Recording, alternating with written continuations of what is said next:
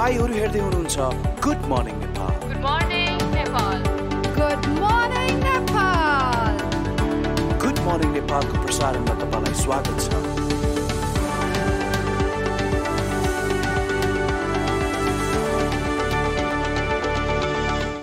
नमस्कार, good morning, शुभ प्रभात। कान्तिपुर टेलिभिजनको बिहानी प्रस्तुति कार्यक्रम गुड मर्निङ नेपालमा यहाँहरूलाई हार्दिक स्वागत गर्दछु। म नवराज पाण्डे।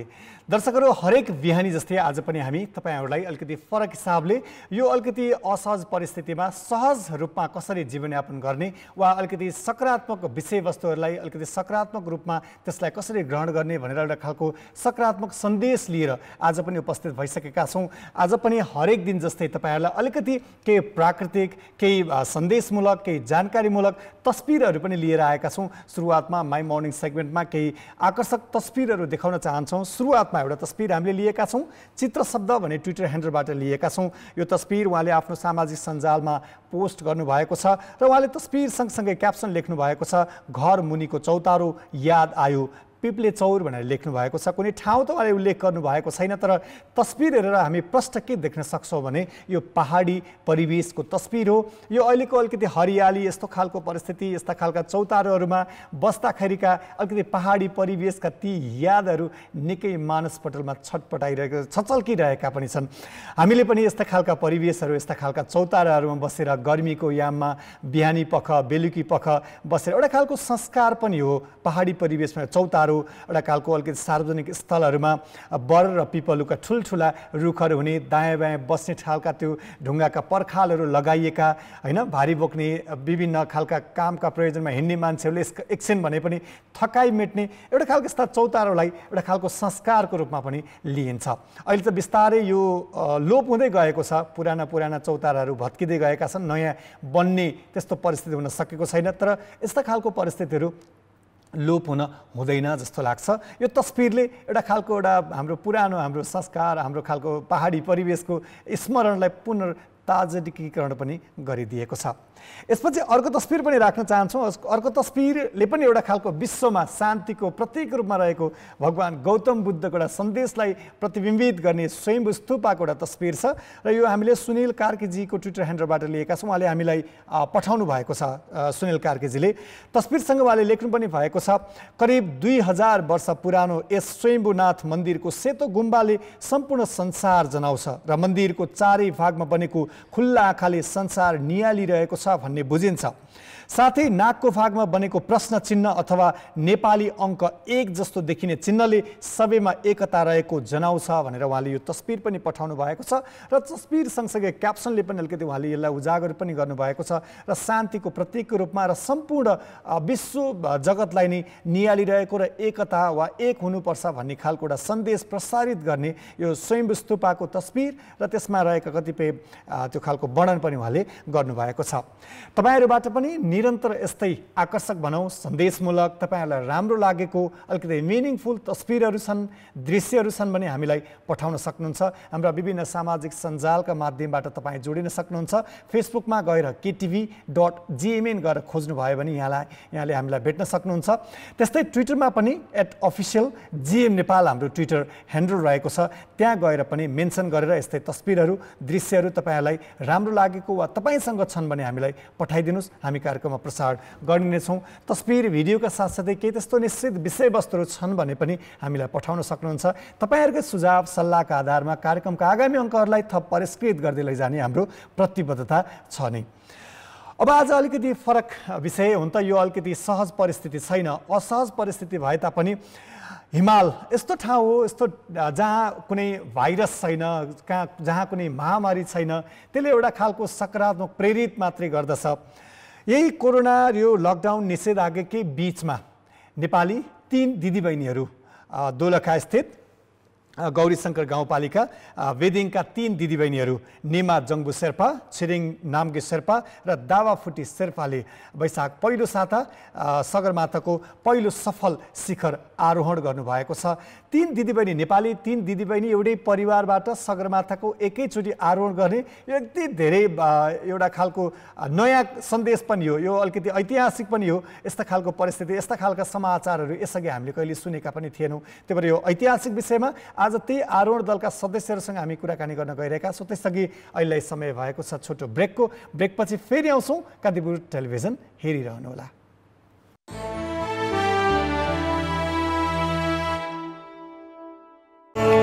ई सेवा मनी ट्रान्सफरको साथमा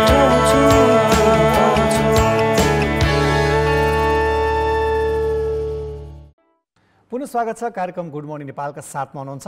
आज हामी एकै परिवारका 3 दिदीबहिनीहरू विश्वको सर्वोच्च शिखर सगरमाथाको सफल आरोहण गरेर फर्कनु भएको छ। उहाँहरूले एउटा अभियान पनि सुरुवात गर्नुभएको छ। 3 सिस्टर अन 7 समिट भनेर लेख्नु भएको छ। उहाँले एउटा अभियान सुरुवात गर्नुभएको छ। सबै महादेशहरूको अग्ला हिम शिखरहरूको आरोहण गर्ने उहाँहरूले योजना पनि उहाँले राख्नु भएको छ। निमा जङ्बु शेर्पा दोलखा कि उहाँ 30 वर्षको हुनुहुन्छ। त्यसपछि छिरिङ नाम्गे शेर्पा 26 वर्ष, दावा फुटी शेर्पा 24 वर्षका 3 दिदीबहिनीहरू जसको यो आरोहणको नेतृत्व गरिरहनु भएकी दावा फुटी शेर्पा लगायत उहाँको 3 जना दिदीबहिनीहरूसँगको सम्पर्क प्रयास हामी गरिरहेका छौँ। उहाँसँगको कुराकानी त रहनेछ नै। एउटा परिवारको लागि कस्तो हुन्छ होला हामी कल्पना गरौँ न। एउटै परिवारको 3 दिदीबहिनी, त्यो पनि सगरमाथा आरोहण गर्ने। अझ महिला एउटा खालको आरोहणमा हामी एउटा कस्तो होला, अलिकति जोखिम पनि हुन्छ हिमाल आरोहण गर्ने, चान्चुने कुरा होइन। एकै परिवारका 3 दिदीबहिनीहरू सफल आरोहण गरेर फर्किनु भएको छ। त्यससँगै हाम्रो सूचना तथा सञ्चार मन्त्री पार्वत गुरुङले नेपालको राष्ट्रिय झण्डा उहाँहरूलाई हस्तान्तरण गरेर शिखरमा फर्याउनका लागि जुन शुभकामना दिनुभएको थियो वैशाखको पहिलो साता, उहाँहरूले त्यही आधारमा उहाँ सफल आरोहण गरेर नेपालको राष्ट्रिय झण्डा 3 दिदीबहिनीहरूले सगरमाथाको चुचुरोमा फरफराएर फर्किसक्नु भएको छ। अब यस लगत्तै अरू विभिन्न देशहरूका अग्ला 7वटा हिम शिखरहरूको आरोहण गर्ने उहाँले योजना पनि रहेको छ। हामी उहाँसँग सम्पर्क गरिरहेका छौँ। दावा फुटी शेर्पा, निमा जङ्बु शेर्पा, छिरिङ नाम्गे शेर्पा 3 दिदीबहिनी हुनुहुन्छ।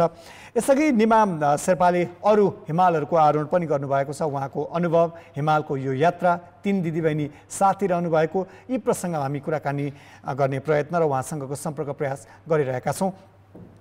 अलिकति यो नेपाली परिवेश एउटा ऐतिहासिक त छ नै, त्योमाथि नेपाली महिलाहरूको एउटा खालको उपस्थिति छ। नेपाली महिलाहरूले जुन खालको जोखिमयुक्त काममा जसरी उपस्थिति जनाइरहनु भएको छ, एउटा साहसिक काम पनि हो, यो साहसिक अभियान पनि हो र विश्वलाई नेपालले दिएको एउटा फरक आकर्षक साहसिक सन्देश पनि हो। 3 दिदीबहिनी सगरमाथाको आरोहण गरेर फर्किसक्नु भएको छ। त्यसमध्ये निमाले यसअघि 25 दिनभित्र सगरमाथा, लोत्से र कञ्चनजङ्घा हिमालको आरोहण पनि गरेर कीर्तिमानी बनाइसक्नु भएको छ। हुन त यो आफैमा 3 दिदीबहिनी एकैपटक सगरमाथाको आरोहण गरे यो पनि अर्को कीर्तिमानी नै हो। उहाँहरूले अब क्रमशः विभिन्न अरू हिमालहरूको आरोहण गर्ने जुन खालको यो अभियान र जुन खालको तयारी पनि भइरहेको छ। अब यही प्रसङ्गमा हाम्रो दावा फुटी शेर्पा हाम्रो सम्पर्कमा जोडिसक्नु भएको छ। दावाजी, यहाँलाई स्वागत छ। गुड मर्निङ, नमस्ते। नमस्ते, गुड मर्निङ। आराम हुनुहुन्छ? कस्तो छ, कसरी बसिरहनु भएको छ, कहाँ हुनुहुन्छ अहिले, जानकारी गराइदिनुहोस् न। हजुर, अहिले सबै सन्चै छ। अस्तिको स्याटरडे नै हामी किनैजना काठमाडौँ पुगेर अहिले यता घरमै। काठमाडौँ हुनुहुन्छ कि दोलखा हुनुहुन्छ? हजुर, अहिले यता काठमाडौँमै छु। अब तपाईँहरूको माध्यमबाट हामीले यो सन्देश पनि प्रसारित गरिसकेका छौँ। 3 जना दिदीबहिनीहरूले सफल सगरमाथाको आरोहण गरेर फर्किनु भएको छ। अब अरू सबै कुरा बिर्सिएर एकचोटि आफ्नो 3 दिदीबहिनी नेपालको राष्ट्रिय झण्डा लिएर सगरमाथाको चुचुरोमा हुँदाखेरि कस्तो अनुभव भएको थियो, अलिकति त्यो बेलाको स्मरण सुनाइदिनुहोस् न। हजुर, त्यतिखेर एकदमै खुसी लागेको थियो, एकदमै खुसी रमाइलो लागेको थियो। 3 दिदीबहिनी सँगै अघि पछि नभएर हामी 3 जना सँगै पुगेको थियो माथि समिटमा। अनि वेदर पनि एकदमै राम्रो भएको थियो, विन्डहरू पनि थिएन, अनि धेरै मान्छे पनि थिएन, बाटो पनि त्यस्तो गाह्रो चाहिँ भएन, अनि माथि पुग्दा एकदमै खुसी लाग्यो। अब हिमाल आरोहण गर्ने भन्ने कुरा आफैमा निकै जोखिम कठिन काम हो। तपाईँहरू 3 दिदीबहिनी एकैचोटि सगरमाथा आरोहण गरौँ भन्ने योजना कसरी बन्यो? हजुर, यो योजना चाहिँ हामी माथि लकडाउनमा गाउँमा हुँदाखेरि बनेको। हामी पहिलाको फर्स्ट लकडाउनमा चाहिँ हामीहरू अगाडि नै गाउँमा गएको थियो। 3 जना दिदीबहिनी माथि गाउँमा सँगै थियो। अनि माथि पहिला अर्को जाङ्गो हिँडीमा जाङ्गोसेका दिदी चाहिँ माथि गाउँमै बस्नुहुन्थ्यो अनि म र छिरिङ चाहिँ काठमाडौँमा बस्थ्यो अनि हामी दुईजना नि माथि गाउँमा गएपछि 3 दिदी पनि सँग डेट गयो अनि अब अलि धेरै टाइम हामी सँगै धेरै टाइम स्पेन्ड गर्नु पाएँ माथि हामी 7 महिना जति बस्थ्यौँ त्यतिखेर नै हामीले प्लान बनाएको। अब परिवारका सदस्यले कसरी लिनुभयो 3 दिदीबहिनी सफल हामी के अरे हिमाल जान्छौँ हिमाल आरोहण गर्छौँ भन्दाखेरि परिवारका अरू सदस्यहरूले होइन यो त जोखिम काम हो भनेर रोक्न खोज्नु भएन? हजुर त्यस्तो रोक्ने त हाम्रो आमालाई चाहिँ अलि डर लागेको ई सेवा मनी ट्रान्सफरको साथमा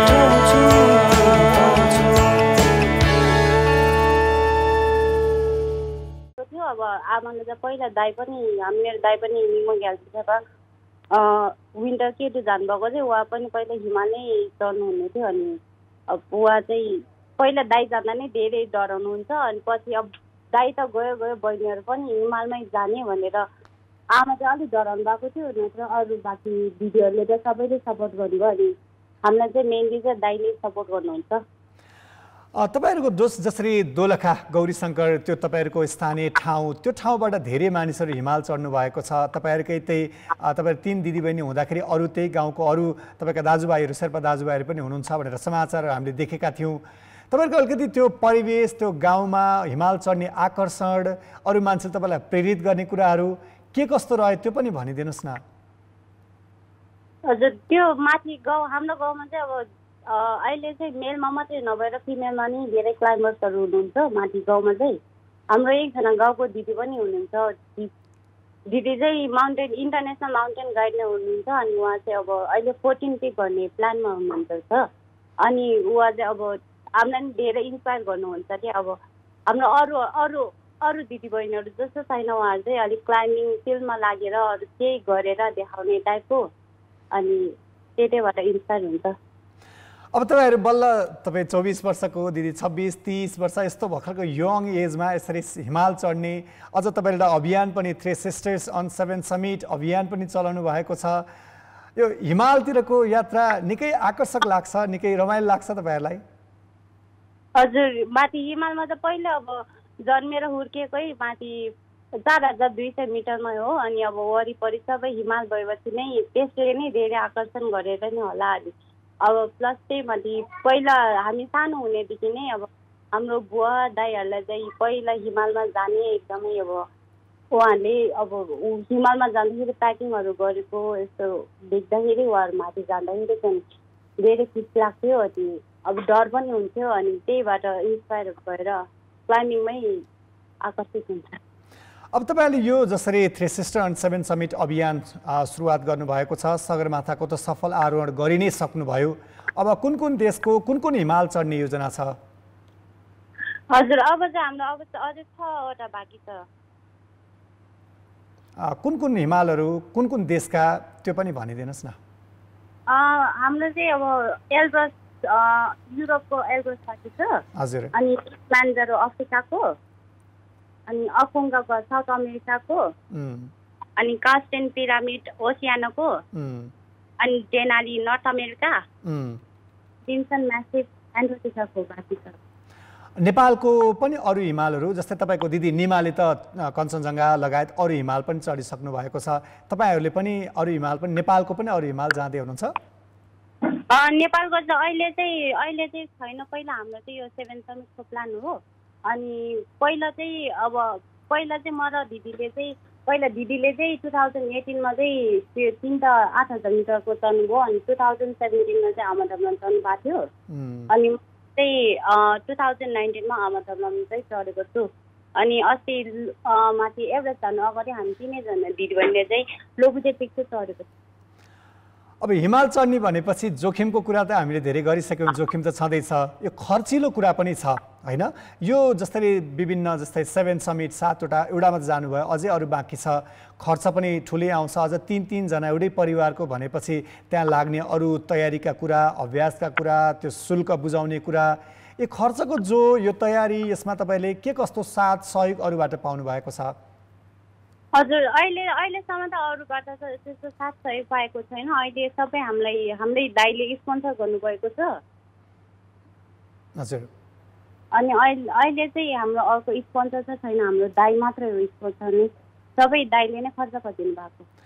तपाईँहरू एभरेस्ट जानुभन्दा अगाडि नेपालका सूचना तथा सञ्चार मन्त्री पार्वत गुरुङ तपाईँकै जिल्लाको मन्त्री पनि हुनुहुन्छ। उहाँले एउटा खालको हौसला प्रेरणा दिनुभयो, राष्ट्रिय झन्डा फहराउनुहोस् भन्नुभएको थियो। त्यसपछि अरू सहयोगहरू गर्ने प्रतिबद्धता पनि जनाउनु भएको थियो। के कस्तो सहयोगको अपेक्षा गर्नुभएको थियो, के कस्तो सहयोगहरू भइरहेको छ हाम्रो सरकारी संयन्त्रबाट? हजुर, अहिले त अस्ति हामीले चाहिँ माथि जाँदाखेरि भेटेको मात्रै हो, त्यहाँपछि फेरि फर्केर आएर नि भेट्ने चाहिँ थियो। अनि भेट्ने अहिले चाहिँ कोरोनाको कारणले भेट्नै पाएन उहाँसँग। अनि उहाँले साहित्य गर्छु भन्नुभएको छ। अनि अब हेरौँ हुन्छ होला। अब अलिकति हिमालकै कुरा गरौँ। हिमालमा चढ्दै गर्दाखेरि विभिन्न जोखिमहरू पनि हुन्छ। एकजना व्यक्ति जाँदा आफू जाँदाखेरि त्यो हिमाल आफू सफल आरोहण गरौँ, आफू एउटा कीर्तिमानी राखौँ भन्ने त सबैलाई हुन्छ नि। सँगै आफ्नै परिवारका आफ्नै दिदीबहिनी त्यो माया ममता हुन्छ नि, अलिकति ओहो यस्तो अब सेवामा नि ट्रान्सफरको साथमा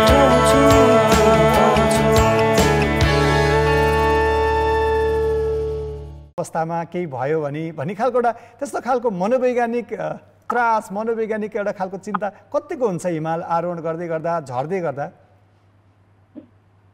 हजुर, यसपालि त हामीलाई त्यस्तो धेरै चाहिँ त्यस्तो डरहरू चाहिँ फिल भएन, किनभने अब हामी तिनैजना दिदीबहिनी सँगै थियो। अब एकजनालाई केही भइहाल्यो भने अब दाइ पनि हुनुहुन्थ्यो, अनि प्लस हाम्रो शेर्पा पनि एकदम राम्रो हुनुहुन्थ्यो।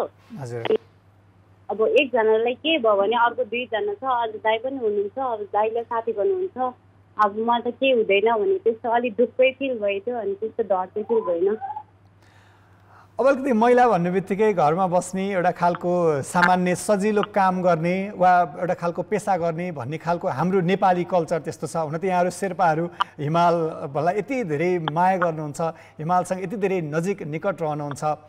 अलिकति अरू महिला दिदीबहिनीहरूको अवस्था हेर्दाखेरि, तपाईँहरूले सफल आरोहण गर्दाखेरि के भन्न चाहनुहुन्छ अरू समग्र महिला दिदीबहिनीहरूलाई, जो ओहो यस्तो कठिन काम त के गर्न सकिएला र भन्ने सोच्ने दिदीबहिनीहरूलाई के भन्नुहुन्छ? होइन, त्यो आफैले म यो गर्छु, म अहिले यो भन्नु सक्छ भने चाहिँ हामीले त्यो पनि गर्नु सक्छ जस्तो लाग्छ। अब हामीले म त सक्दैन, अब म घरमै बसेर घरको काम गर्छु। अब हाम्रो मेल मेम्बर्सहरूले चाहिँ बाहिर गएर काम गर्नुहुन्छ भन्यो भने चाहिँ अब त्यो चाहिँ आफ्नो सोचमा मात्रै डिपेन्ड पर्छ नि, आफ्नो हुन्छ नि। अब म गर्नु सक्छु भने चाहिँ हुनुपर्छ त्यो आफ्नोमा। हामीले अलिकति सुरुवातमा यो कोरोनाको कहर जसरी यो नेपालमा अहिले निषेधाज्ञा जारी छ, काठमाडौँ उपत्यका सहित मुलुकका विभिन्न ठाउँमा अहिले निषेधाज्ञा छ, कोरोनाको सङ्क्रमण बढिरहेको छ। यो कुरा चाहिँ हिमाल चढ्दै गर्दाखेरि त्यहाँ त्यो कतिको त्रास हुन्छ? हामी त त्यहाँ पनि त्यत्तिकै डर लाग्छ होला जस्तो लाग्छ। कोरोनाको सङ्क्रमण, त्यो खालको त्रास, त्यो खालको भए कतिको हुन्छ माथि हिमाल माथिल्लो भेगमा पुग्दा? माथिल्लो भेगमा पुग्दा नै अब डर त, कोरोनाको त डर नै हुन्छ। अब माथि त फेरि त्यस्तो अब यताको जस्तो माथि हेल्थको त्यो सर्भिसहरू छैन, हस्पिटल्सहरू छैन। माथि एउटा एचआरए भन्ने एउटा क्लिनिक छ, अब त्यसमा नि अब त्यस्तो राम्रो सर्भिसहरू चाहिँ छैन कि। अब जस्ट अब हामीले एक्सरेहरू गरेर चेक गर्ने त्यस्तो छैन नि त। अनि त्रास चाहिँ हुन्छ। हामी चाहिँ अब माथि चाहिँ के हुन्छ भने अस्तिमा चाहिँ देशमा चाहिँ एकदमै कोरोना फैलिएको छ, एकदमै धेरै कोरोना लागेको छ भनेर थियो नि, यतातिर कति न्युजमा त्यसहरू छ, तर त्यस्तो धेरै चाहिँ लागेको थिएन। अब हाम्रो क्याम्पमा त थिएन नै। हामी चाहिँ अब यस्तो गर्छ, अरूहरूलाई नै हाम्रो क्याम्पमा आउनु नदिने, अनि हामी पनि अरूको क्याम्पमा नजाने, अनि आफ्नै अब सेफ्टीहरू चाहिँ आफैले अप्नाएर बस्नुपर्ने। त्यस्तो गरेर बसेर चाहिँ हाम्रो ग्रुपमा चाहिँ कसैले कोरोना आएको थिएन, लागेको थिएन। यही समय वा यही सिजनमा चाहिँ 1-2 वर्ष अगाडिका अवस्थामा हामीले हेऱ्यौँ भने सगरमाथामा यति धेरै ठुलो जाम हुन्छ, धेरै मानिसहरू यो आरोहणमा अहिले गइरहेका हुन्छन् भन्ने हुन्छ, त्यस्ता खालका समाचारहरू हामीले देखेका थियौँ। यसपटक चाहिँ के छ, कतिको भिड हुन्छ माथि, कस्तो छ त्यहाँ सगरमाथा आरोहण गर्ने व्यक्तिहरूको उपस्थिति? अस्ति हामी जाँदाखेरि चाहिँ धेरै थिएन। 11 तारिक र योभन्दा अगाडि चाहिँ 11 तारिक र 12 तारिकमा मात्रै सब्मिट भएको थियो। अनि त्यतिखेर चाहिँ अब धेरै मान्छे चाहिँ थिएन। अगाडि 11 तारिकमा चाहिँ 100 जना जति थियो भने चाहिँ सुनेको थिएँ मैले। अनि पछि हामी 12 तारिकमा जाँदाखेरि चाहिँ लगभग 70-80 जना जति चाहिँ थियो होला। अनि हिजो पछि चाहिँ धेरै नै छ मान्छेहरू, अझै अहिले बेस क्याम्पमा नै छ। विदेशीहरू कस्तो छ? विदेशीहरूको उपस्थिति, नेपालीहरू त हुनु भइहाल्यो, विदेशीहरूको उपस्थिति चाहिँ? हजुर, विदेशीहरू पनि यसपालि नै एकदमै धेरै छ। अहिले अब धेरै हवाई उड्डयनहरू रोकिएका छन्, विदेशी पर्यटकहरू पहिले यहाँ र तयारीका साथ बस्नु भएको छ, कोरोनाको यस्तो अवस्था छ। तपाईँहरूसँग भेट हुँदा उहाँले कस्तो प्रतिक्रिया जनाउनुहुन्छ, के भन्नुहुन्छ? अब कहिले फर्किने, समिटको यस्तो कोरोनाको यो कुराहरू, त्यस्तो खालको कुराकानी हुन्छ कि हुँदैन समिटका क्रममा? समिटको क्रममा हाम्रो चाहिँ त्यस्तो एकजना चाइनिजले चाहिँ भएको छ, उहाँले चाहिँ अब कोरोनाको अब माथि कोरोना पहिले भन्थे कति न्युजमा नि लेख्यो नि त, न्युजमा लेखेपछि उनीहरूको फ्यामिलीले नि थाहा पायो, अनि फ्यामिलीले थाहा पाएपछि त उनीहरूको फ्यामिली चाहिँ अब एकदमै चिन्ता लागेर उहाँलाई चाहिँ अब भयो एभरेज चाहिँ नेक्स्ट टाइम चढ्नु भएर फर्किनु भनेर त्यस्तो मेसेज पनि आएको थियो। अनि तर उहाँले चाहिँ अब हाम्रो त ग्रुपमा चाहिँ त्यस्तो कोरोनाहरू लागेको नभएपछि चाहिँ उहाँले चाहिँ उहाँको फ्यामिलीलाई नै कन्भिन्स गर्नुभएर अनि समिट गरेर फर्किनु भएको छ। अनि अहिले चाहिँ तल जानु चाहिँ पाएको छैन, अनि यता होटेलमा 14 दिन क्वारेन्टाइन चाहिँ बसेर जानुपर्ने चाहिँ नियम रहेछ, अनि अहिले चाहिँ क्वारेन्टाइनमा भएको छ। हस् दावाजी, तपाईँले साहसिक ऐतिहासिक एउटा खालको कीर्तिमानी काम गर्नुभएको छ। अरू समिटहरू पनि, अरू हिमालहरू पनि आरोहण गर्ने तयारी गर्नुभएको छ। तपाईँहरूको सफल आरोहणको कामना पनि भन्छौँ। यो हामीलाई अलिकति यो तपाईँको अनुभवका कुरा जानकारी गराइदिनु भयो, धेरै धेरै धन्यवाद। Thank you. उहाँ हुनुहुन्थ्यो दावाफुटी शेर्पा र उहाँहरू 3 दिदीबहिनी निमा जङ्बु शेर्पा, छिरिङ नाम्गे शेर्पा र दावाफुटी शेर्पा 3 जनाले यो वैशाख दोस्रो हप्ता सगरमाथाको सफल आरोहण गरेर काठमाडौँ अहिले फर्किएको र अब अझै 3 सिस्टर अन 7 समिट अभियान अन्तर्गत विश्वका अग्ला अरू बाँकी 6वटा हिमशिखरको आरोहण गर्ने तयारी पनि रहेको उहाँले जानकारी गराउनु भएको थियो। अलिकति नेपाली महिलाहरूले साहसिक यस्ता खालका कीर्तिमानी कामहरू गरिरहेका छन् र विश्व मानचित्रमा नेपाली महिलाहरूको उपस्थिति पनि एउटा खालको उचाइमा पुगेको महिलाहरू, नेपाली महिलाहरू भन्ने बित्तिकै साहसिक अलिकति सफलताको शिखर चढिरहेको भन्ने खालको सन्देश पनि यी समाचारले प्रेषित गरेको छ। आजका लागि हाम्रो निर्धारित समय सकिन लागेको छ। भोलि फेरि यस्तै नयाँ विषय र प्रसङ्गका साथ आउने नै छौँ। यसपछि हाम्रो अङ्ग्रेजी समाचार बुलेटिन कान्तिपुर न्युजका साथमा सहकर्मी सारा चित्रकार आउँदै हुनुहुन्छ। कान्तिपुर टेलिभिजन हेरिरहनुहोला, तर स्वस्थ रहनुहोला, किनभने समय अहिले प्रतिकूल अवस्थामा हामी गुज्रिएका छौँ। स्वास्थ्य सावधानी अपनाउने कुरामा कति पनि हिलचक्राइ नगर्नुहोला भन्दै यहाँको दिन शुभ रहोस्। नमस्ते, शुभ दिन।